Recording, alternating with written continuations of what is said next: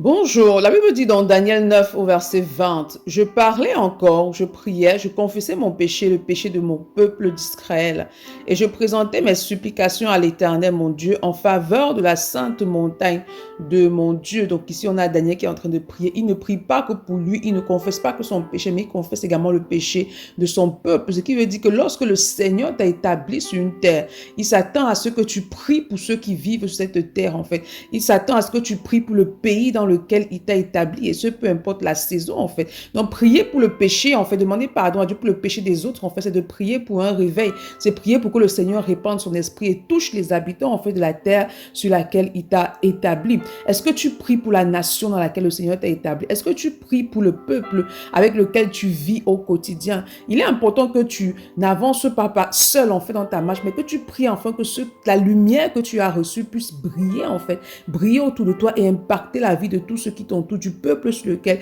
tu as été établi. Et pour cela, il est important que tu grandisses dans l'amour pour le prochain, l'amour pour le peuple qui est autour de toi, parce que sans amour, tu ne pourras pas prier. L'amour active en toi la compassion qui te permet de persévérer dans la prière pour ces personnes. C'est pourquoi ce matin, demande au Saint-Esprit de répandre dans ton cœur un amour fort pour le peuple sur lequel il t'est établi, avec lequel tu vis. Demande de t'aider à persévérer dans la prière pour le réveil de la nation dans laquelle il t'a établi. Bonne journée. Shalom.